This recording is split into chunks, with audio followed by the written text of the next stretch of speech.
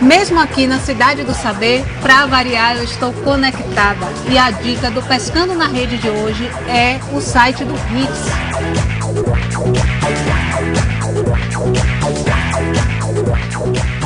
Um site que promove a integração do terceiro setor.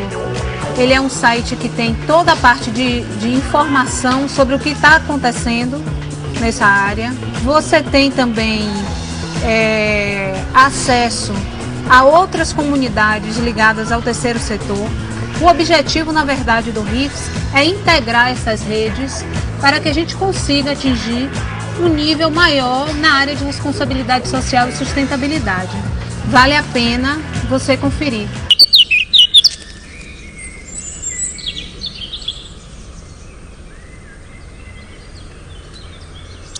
Eu vi no coco um potencial de sobrevivência.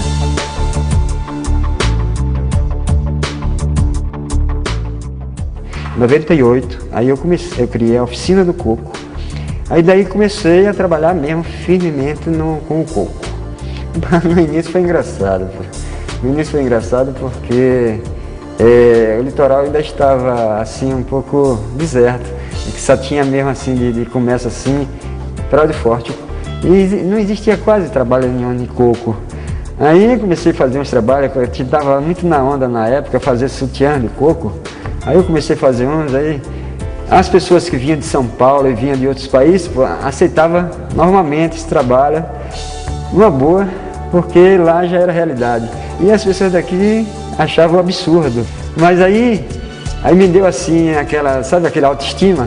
Foi um hotel, na época, quando eu criei esse Namoro do Espaço, o hotel me comprou logo 300 peças de uma vez.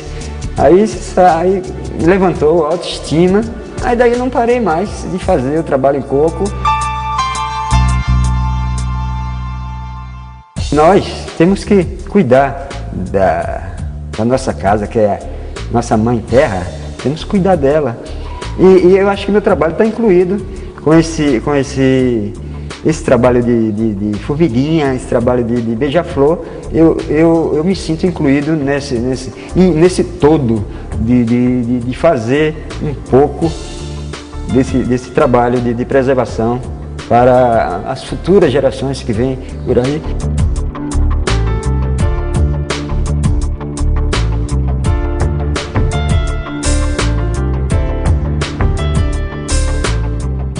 O papel das empresas, do governo e das ONGs para uma vida mais sustentável é o assunto de Fábio Rocha no quadro Alô Gestor. Confira.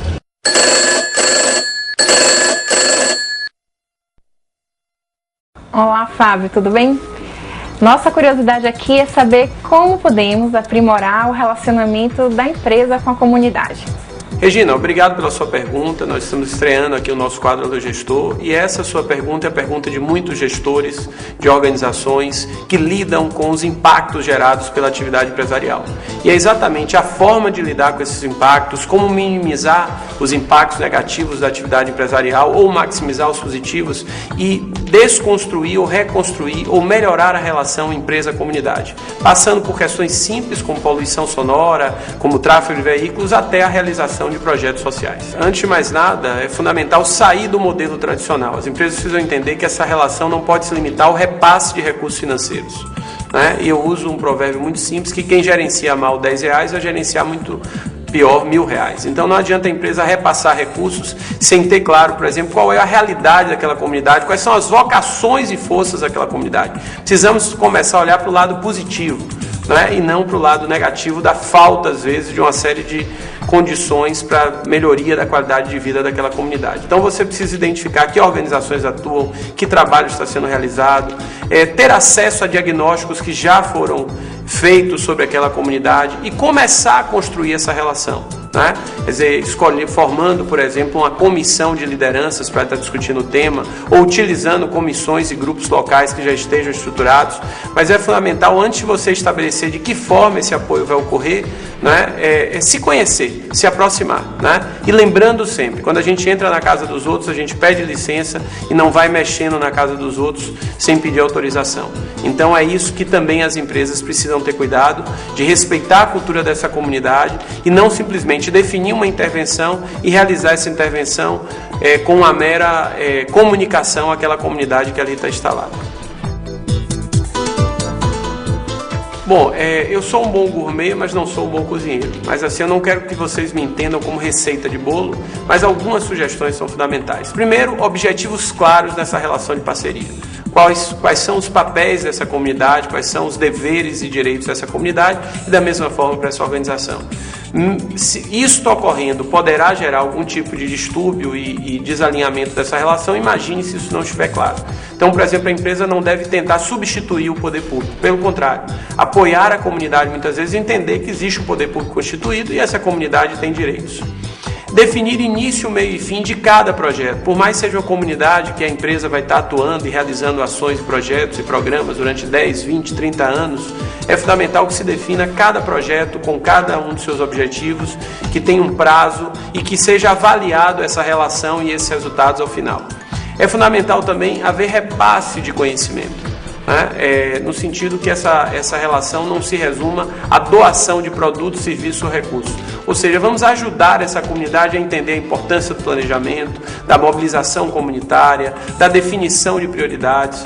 É fundamental que os gestores da sua organização ajudem muitas vezes essas organizações na comunicação, na captação de recursos, na construção de novos parceiros.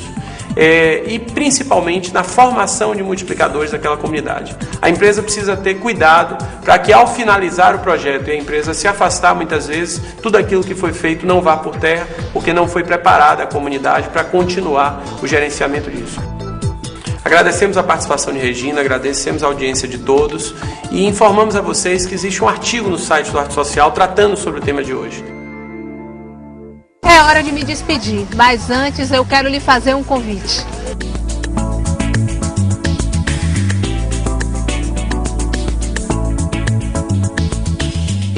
Tá vendo só?